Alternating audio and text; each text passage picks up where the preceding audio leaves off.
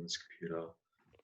Let's get show on the road. So I guess with this specific topic, and to give you guys a bit more context, so I've been around the junior sport and school sport scene probably most of my life, in different regards and different capacities. So, for example, local sport, I was with Parkdale Vultures Football Club. That's where I first did my hours through for Deakin Uni for my sports science degree.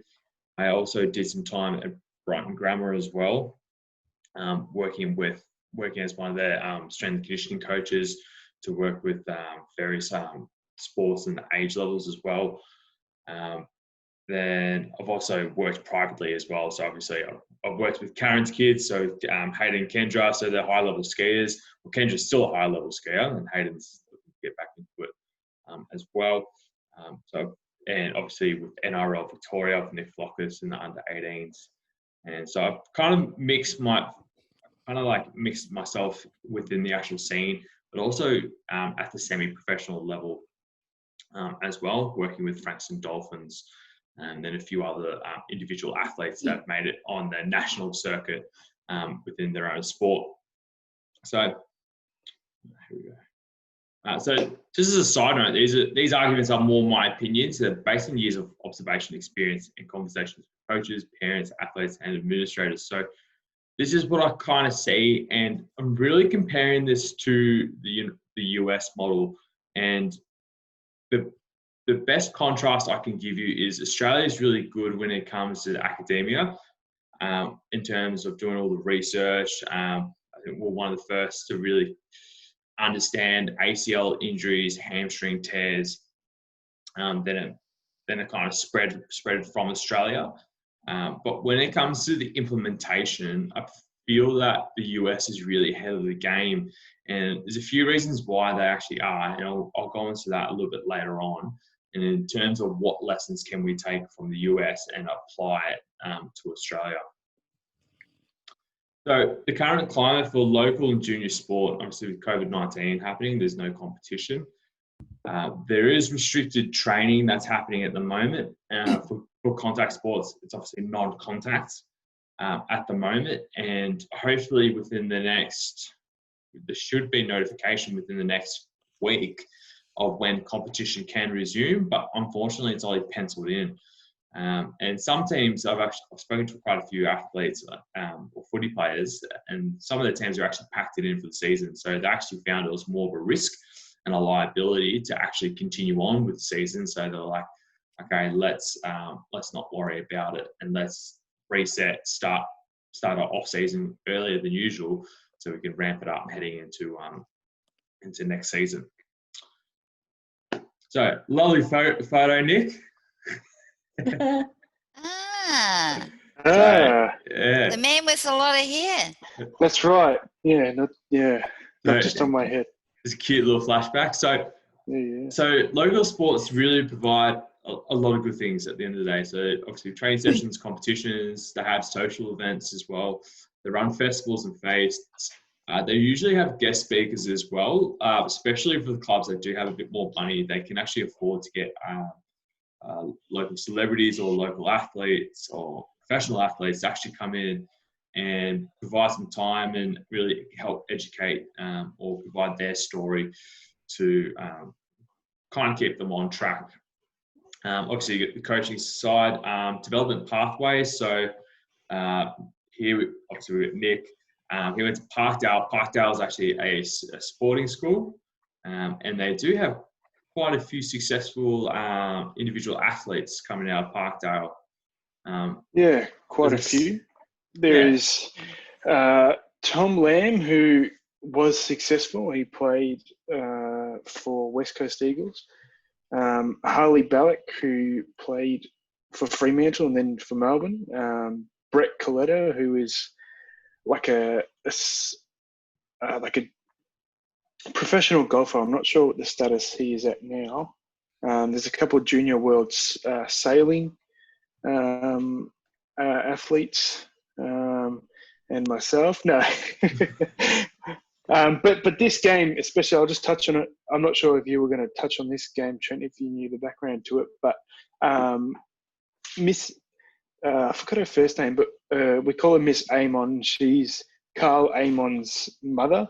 Carl Amon plays for Port Adelaide, and this team came from Adelaide. It's an Indigenous team, and Carl Amon's family is Indigenous. So we created this. Like an annual, I guess, Indigenous game between us, and I forgot it was the Port Adelaide Academy. So the next gen, I think you said Next Gen Academy. Yeah. So that was the inaugural game, and I can't remember if we won, but there were some freakish athletes in that team. So yeah, just a bit of background on that specific photo and Parkdale. Nice. Then obviously with uniforms, clothing, and job employment. So some sporting clubs, especially with local footy, actually provide job employment if you want to play country league or something like that.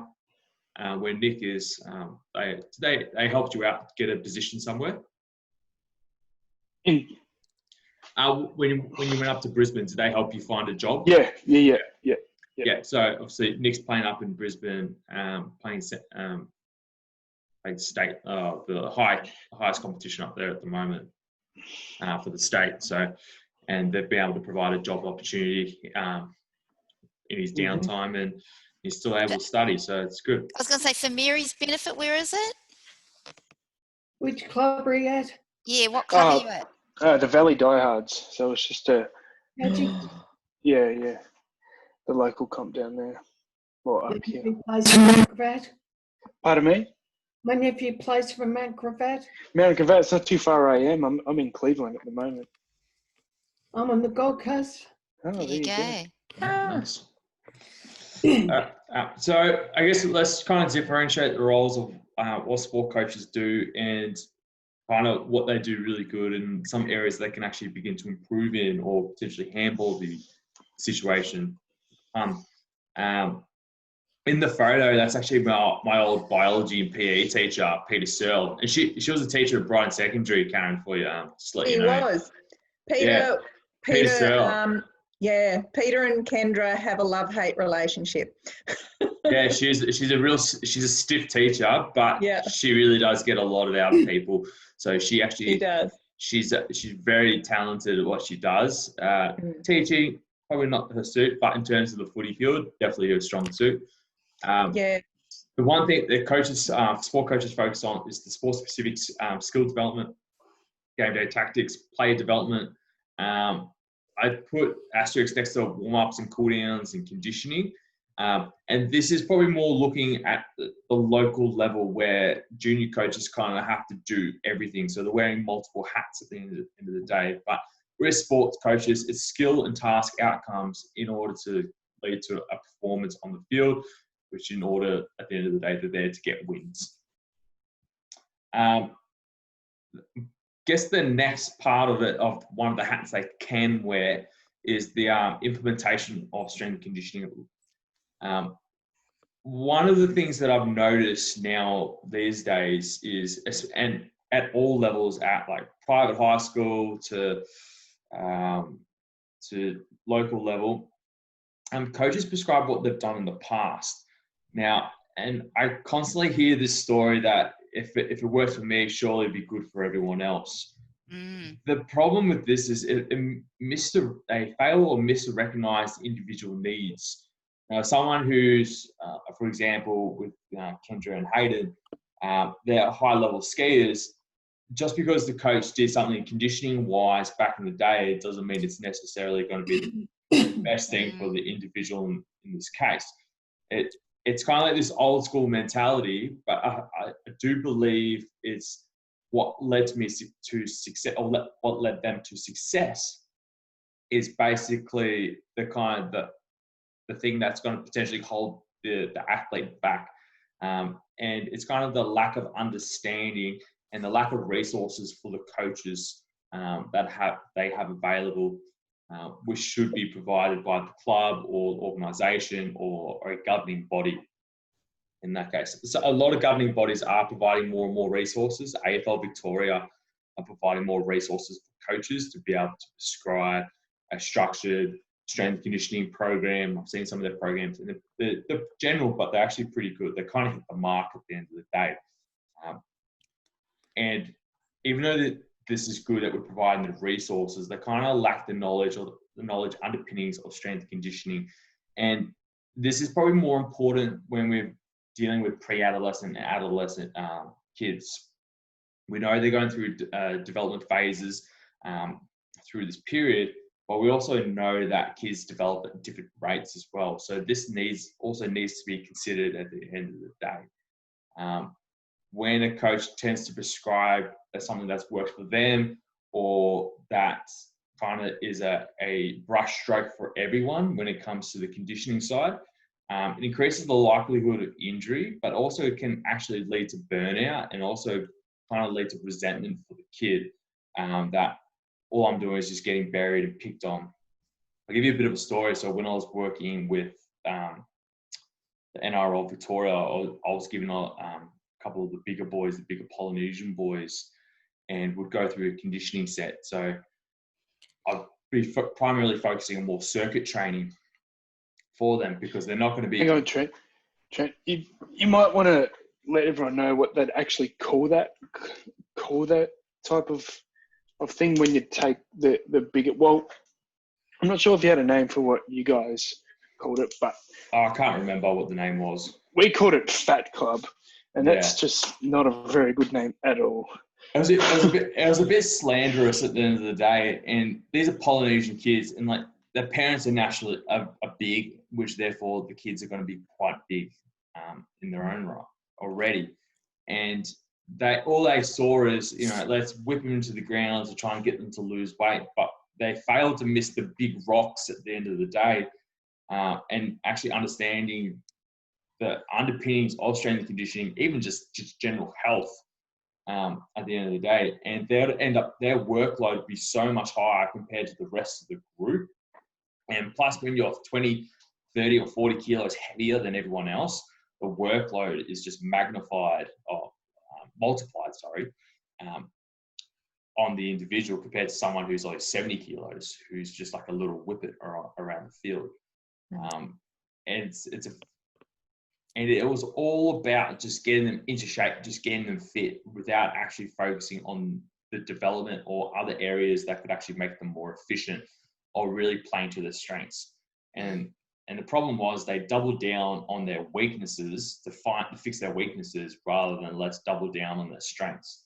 So if they are only good over 10 meters, let's just make them even better over 10 meters. Let's not try and make them better over 50 meters, because they're not going to be an athlete that covers 50 meters very well. So it really missed the point and missed to recognize the individual needs at the end of the day.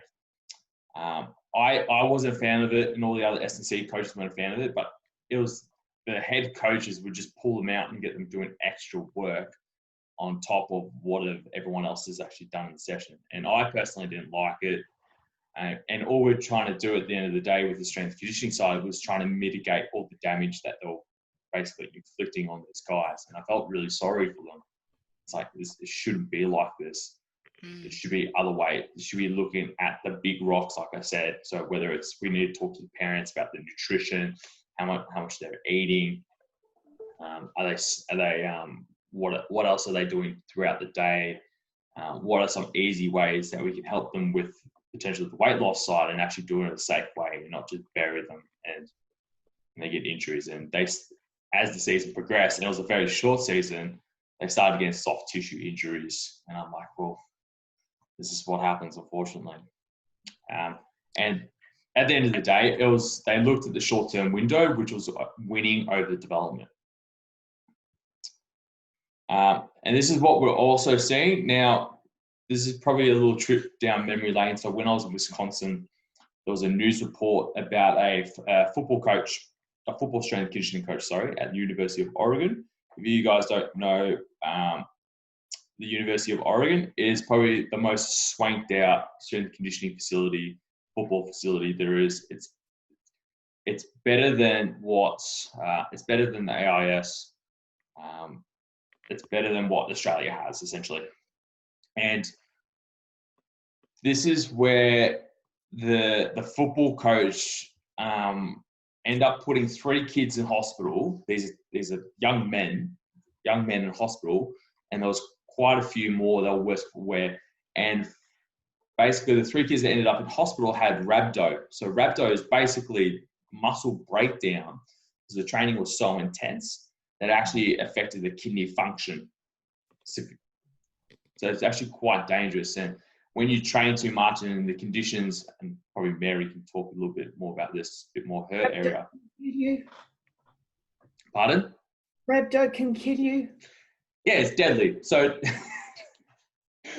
pretty short and saying it's a real dangerous condition, and the strength and conditioning session was just way over the top, and lo and behold, it put 3 kids in hospital. And this is where the strength and conditioning coach was really venturing outside and really wasn't taking into consideration the human before the athlete. And this is my next point, would be what's really missing is we need to coach the human, then the athlete. And on the right here, you can see this pyramid of physical fitness. And this was a really good visualization from JL Holsworth, who's a high-level powerlifting coach. And he basically said, before you even work on like the training side or anything like that, the underpinnings need to be there. So breathing, sleep, mindset, nutrition, basically, is the human being actually functioning at a good level? And before we start laying on flexibility, strength, endurance, skill acquisition, and all that jazz, we need to make sure that the human being can actually take on board what we're imposing on the human, but also be able to adapt to it over time. And if these 4 elements at the bottom aren't really in place, how is this person actually going to appropriately adapt? So, and this is where it comes down to, we want to stimulate the growth or the development of the individual. We don't want to annihilate. And I think it really becomes really important to say that we want to treat or look after the human first, then the athlete, then the player. Because then if we look after the human, if the human's good, then he converts it to an athlete, and the athlete's good, they're more likely to be a more productive player on the field. They're less likely to get injuries. You can have greater outcomes. You can have greater long-term outcomes as well. So the best players are usually the healthy players that are still on the field.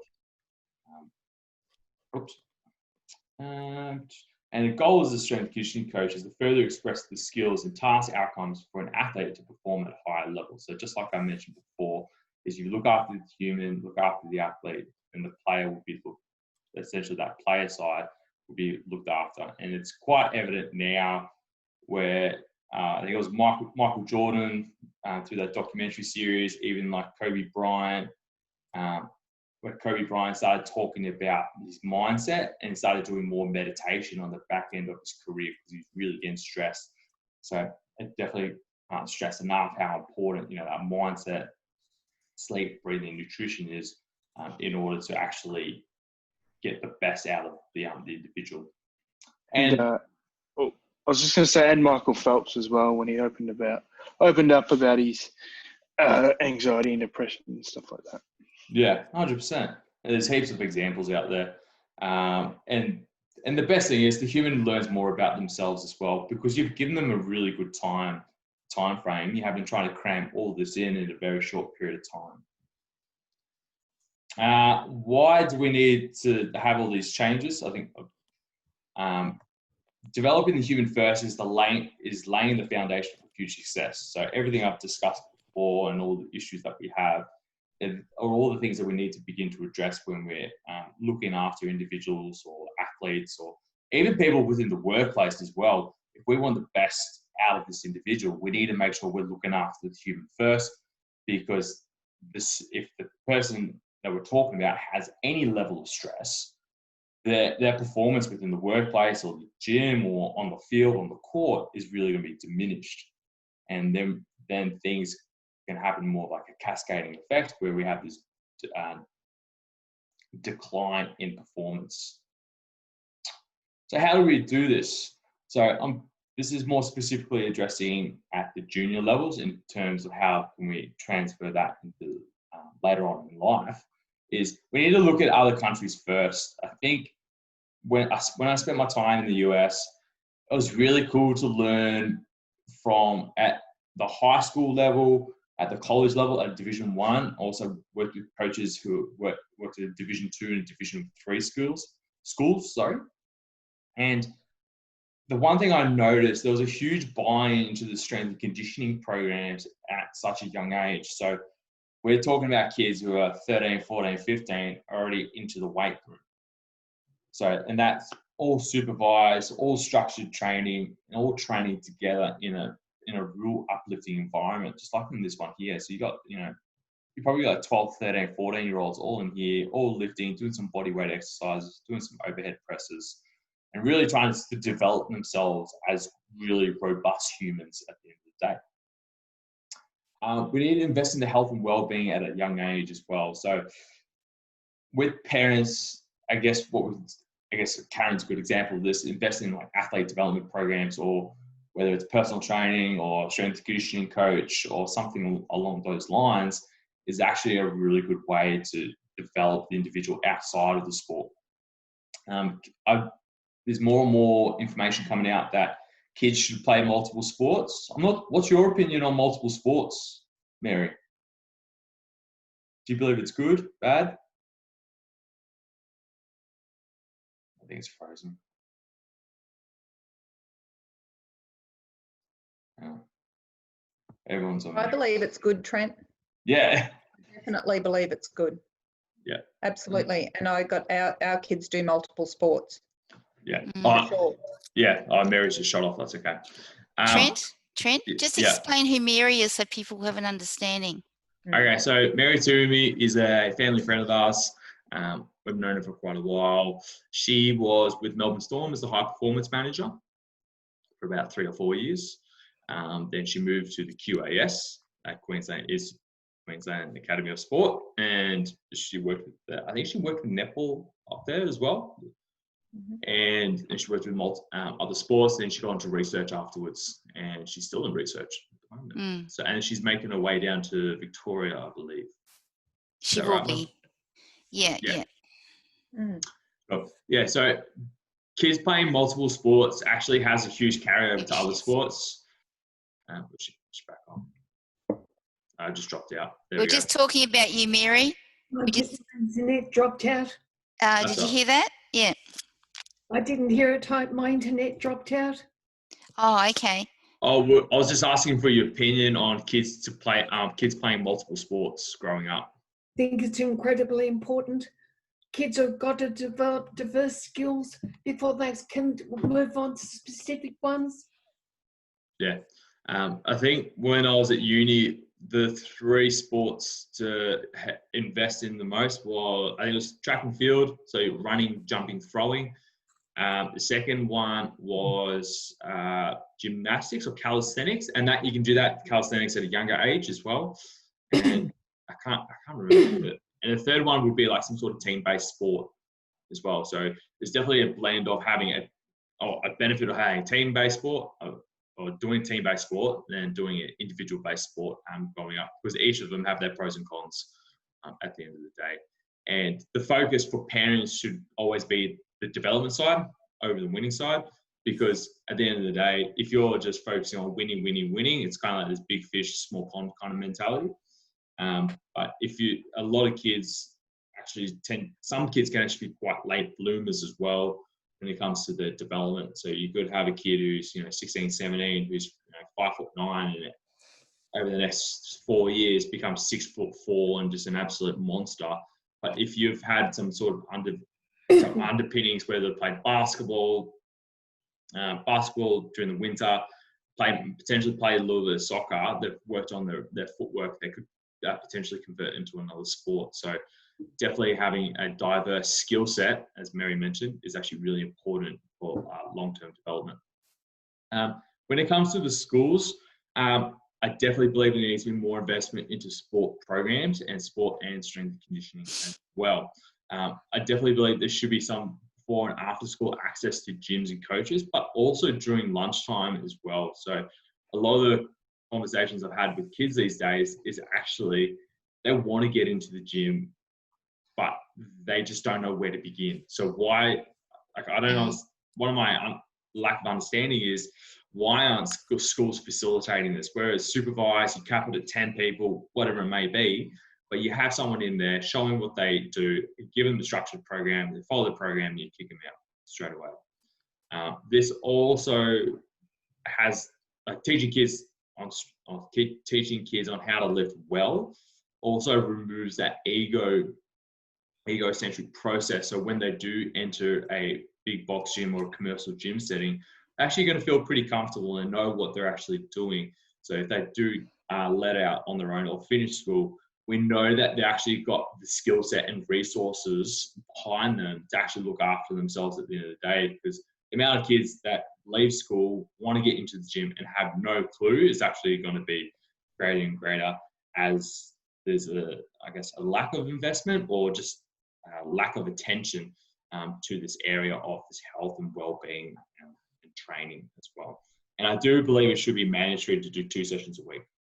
And it doesn't have to be completely structured. It could be something as learning different skill sets. So whether it's like some basic gymnastics, some body weight training, just doing some basic back and field work, just really exposing them to different modalities, and whether it's over a 2 to 4 week period, you continue developing those skills. And kids, we know what kids are like. They usually hate something for the first time, but as they get better at it, they love it because they're getting better at it and they're developing over time. And last part is clubs. So footy clubs, soccer clubs. I definitely believe they need to invest in paying a strength and conditioning coach to run the S&C program. I've heard too many horror stories about footy coaches that just aren't giving enough attention or awareness to this area, where they might just invest in sports trainers, trying to it's essentially just getting a band-aid over a stab wound, essentially. You're not really addressing the big issue here. You're not really developing anything at the end of the day, or you're not developing that large foundation where that peak might be a lot higher later on down the track. So with my experience, I definitely suggest getting an S&C coach to run the program and work in conjunction with the coach, because there's too many times where I have a set plan and the coach turns up on the day. It's like, nah, stuff that, we're doing this today. I'm like, well, there goes our plan. And it's like it's way too much for the kids to handle in the bigger picture of things. It just breaks them down in the long term. So we need someone there in the S&C side that work in conjunction and can kind of pull back on the coach, saying, hey, let's dial it back. Let's give them 3 or 4 weeks to acclimatise and adjust to the training load, dial it back a little bit, then we can crank it up and really test them to see how it is. We just don't have anyone to provide the checks and balances for the coaches at the end of the day. And probably the last point is we need to see it as a long-term best interest investment for the individual. We know that we're going through a health crisis with COVID. We know we're going to potentially go through a secondary health crisis because people are eating a lot more, people are more sedentary as well. So we need to make sure that we're laying these underpinnings and foundations for these for all individuals to be able to at least have the idea or the knowledge and experience in order to help to keep them at some level of health and fitness. It's great that we have all these guidelines and all that, but we really need to do it and teach it and not tell people on what they should be doing. All right, we're going to open up to discussion, and I'm going to go Karen. Hold on. There we go. I have the technology. Finally, after how many weeks, I've worked out how to unmute myself. Well, I have always treated children's sport holistically. So I have covered all of those things in the triangle. I think it's always very, very important.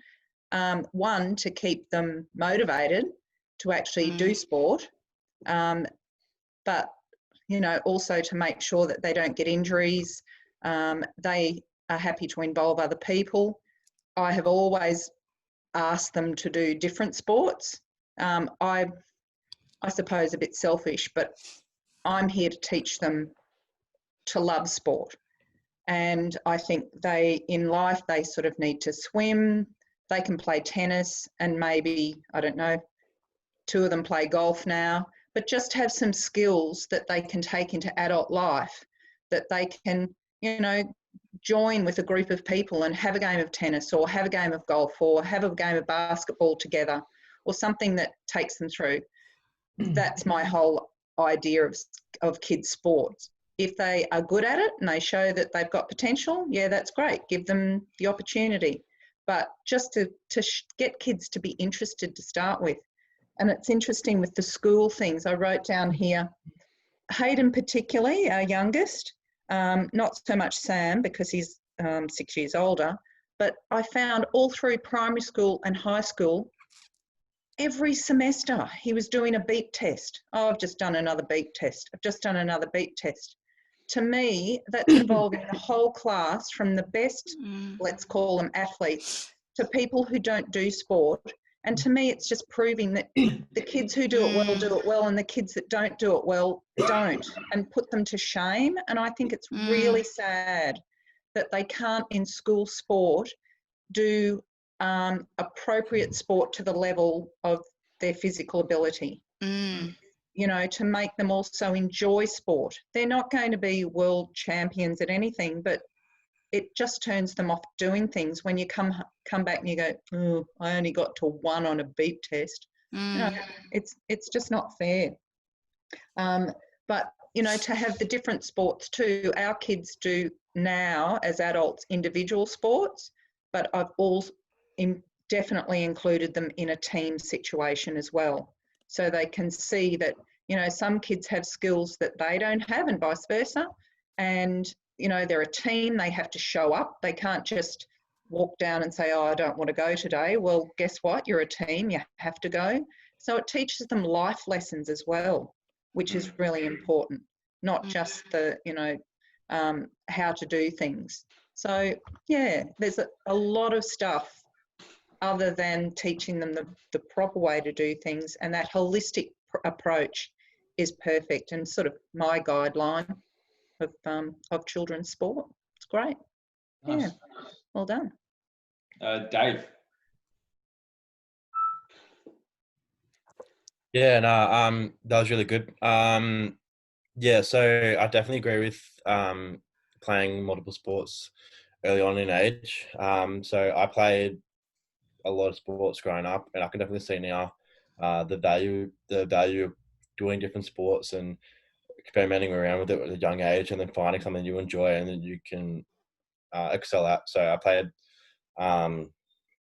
soccer, AFL, softball, basketball, and then I decided to end up playing rugby. So, but if I hadn't done those previous skills, then I wouldn't have been able to excel in playing rugby. So it's very important to let your kids sample different sports, let them find something they want to do. I don't know too much about like encouraging kids to try a certain sport, or just to let them make up their own mind and choose what they want to do. But either way, yeah, definitely sampling different sports throughout their life is very important. And saying that as well, it's very important to do that because you get valuable life lessons through team sport that you don't get through your parents, and you get through under a coach, you get through interacting with teammates and whatnot. So, teamwork, hard work, communication, trust, and taking and living with loss and whatnot.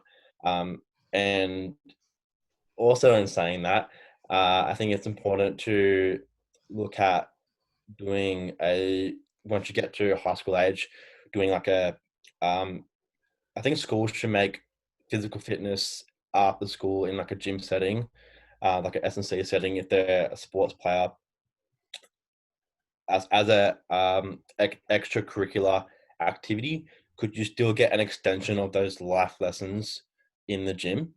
So stuff like, keeping your ego in check, If you fail, okay, cool. How can you cope with failure? The ability to be coachable and understand communication, understand different personality types and whatnot. And yeah, like you said, so many kids go to high school age and they go to a gym and they're like, oh, they just start doing all the bro stuff and they start doing all the bodybuilding stuff and they realize they're doing it for the wrong reasons. So having someone who experience who can keep kids' ego in check is important. I think, schools should really just reframe their idea around physical fitness. It's almost like a disservice. Like, we educate these kids for 13 years, but we don't educate them on how to move. Exactly. Yeah. So it's like, yeah, it's. I feel like it's a missing part. Cheers, Dave. Nick. Hey, couldn't agree more, Dave. In terms of like the other skills that you pick up on, teaching kids how to win, teaching kids how to lose is certainly something that I've developed through my years of junior sport and everything like that, and that's pretty much been a major part of my life. And playing multiple sports has only benefited me.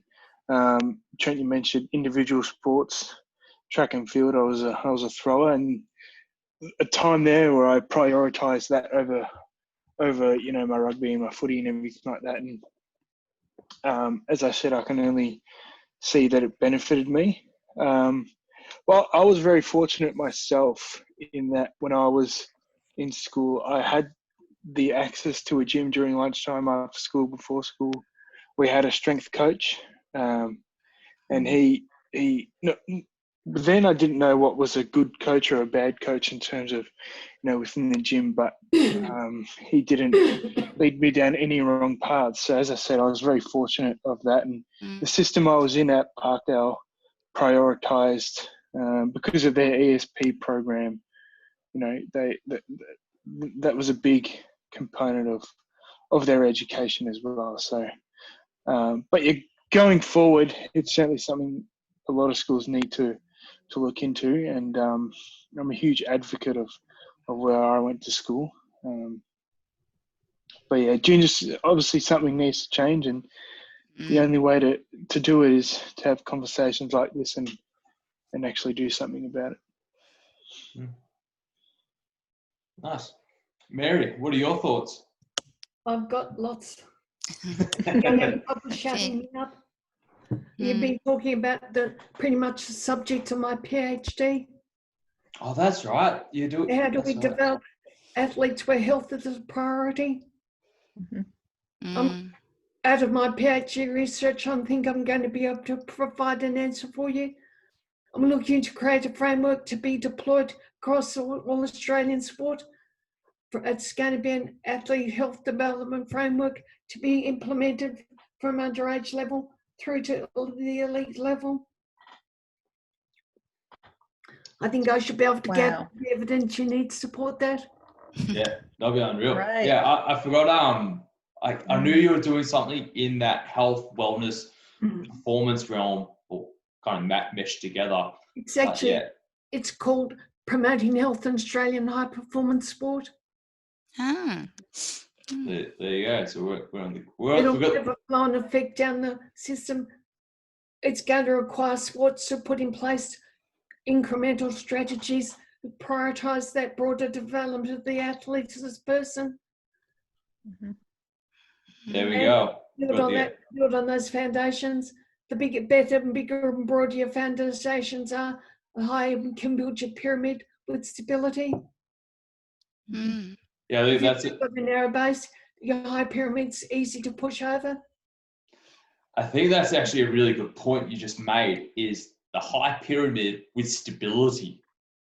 I think I probably didn't even think of that. I definitely didn't think of that, but it's really, really important to have that stability, to be able to build that base, but really rigid, and it can actually stand, and you can remain at that top or that peak for quite a long time. What's got to happen is kids have got to develop the capacity to manage all the physical and physiological and psychological stresses of life.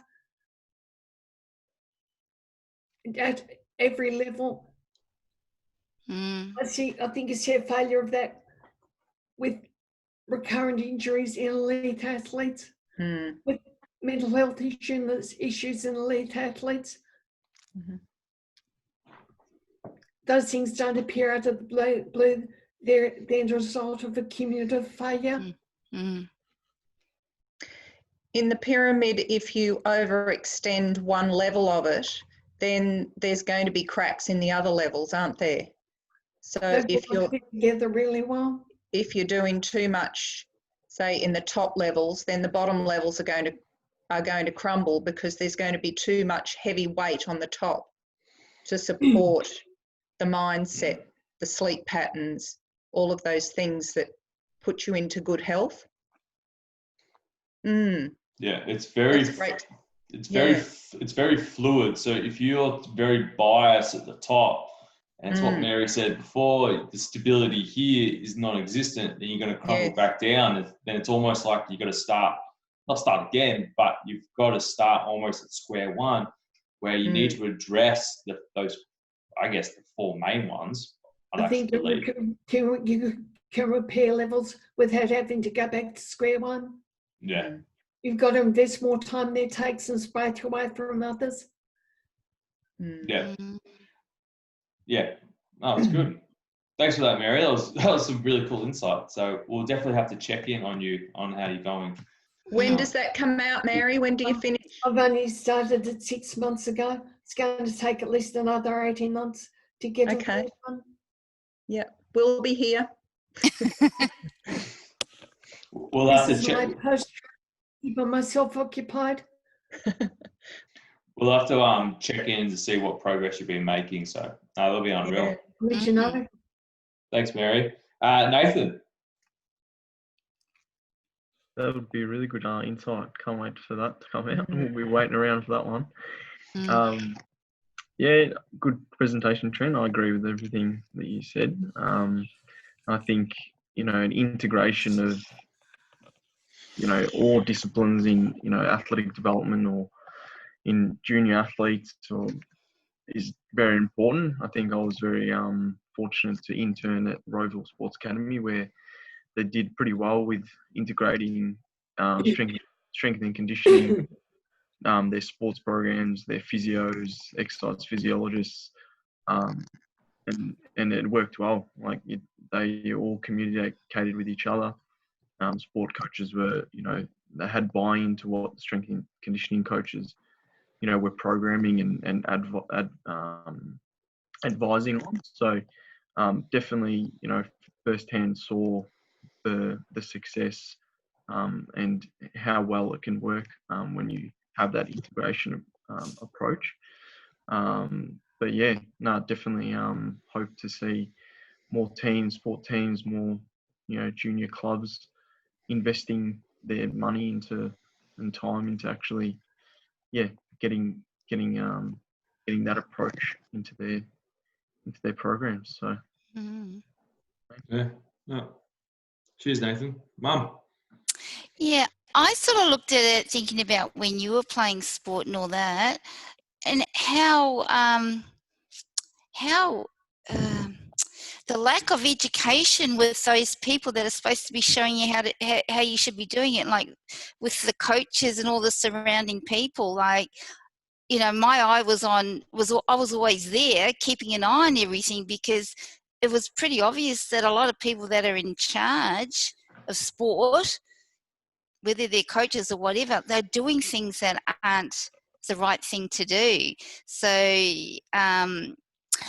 more education for these people, because these days a lot of sports, the coaches are volunteers, so it's not like they've got everyone knocking at the door wanting to take over. But like when Trent was playing, when I think about when you're playing league and all that, it's like, oh my God. So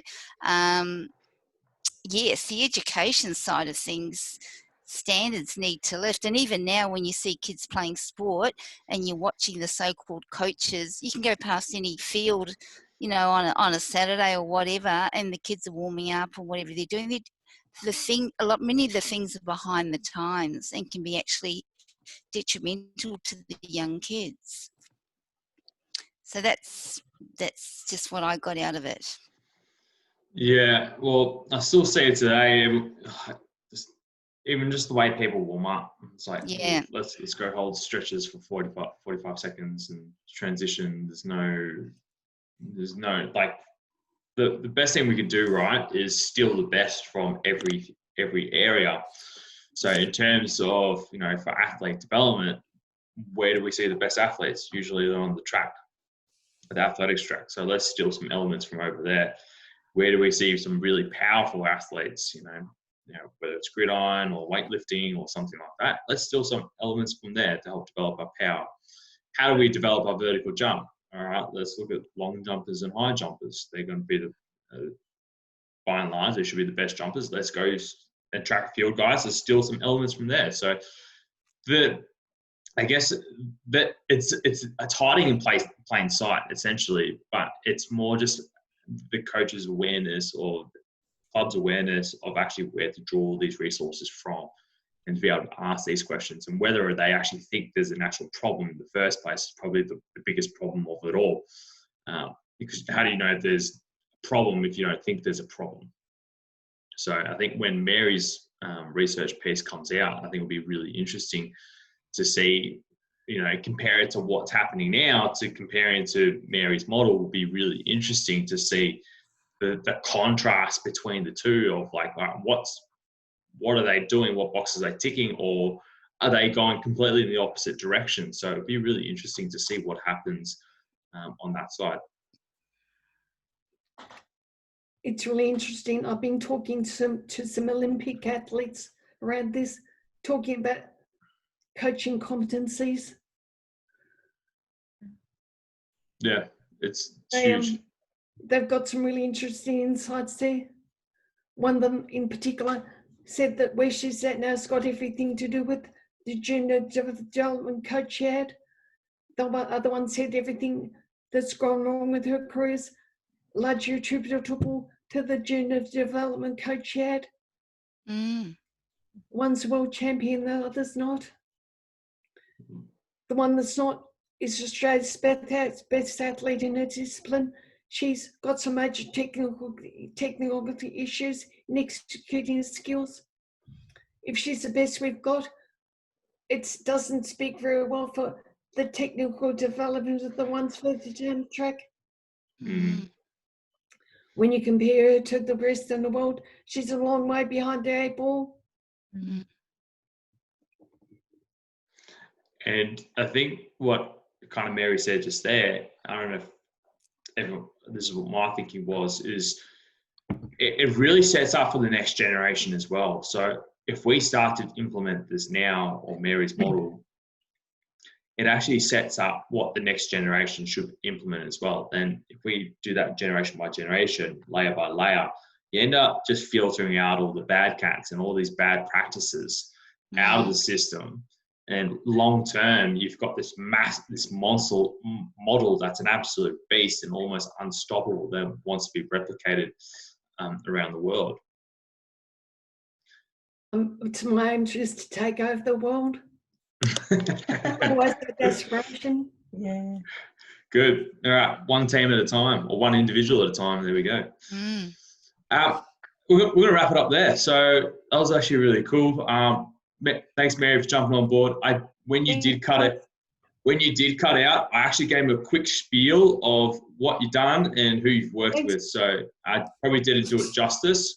Thanks for showing off my behalf, Trent. But it'd be great to have you on next time, because I know you're full. You got heaps of insights, and yeah, I know your history. These guys don't know your history, and I know you're definitely full of wealth and knowledge. Thank you. Cool. Coffee chat. What was the topic for the coffee chat? What have you done in your life? Who are you and what have you done? That's it. Yeah, who are you and what have you done? So Mary, definitely a good conversation to come on to. Who are you and what have you done? Sunday morning at 11 o'clock. Mary, details will be in the group. Can't do it Saturday morning at 11. Sunday? Commitment then. Sunday at 11? I could do my best. Awesome. Good. All right, I'll see you guys very soon. But other than that, have a good night. Fantastic, Yeah. guys. Thanks. See ya. Bye. Bye. Thanks.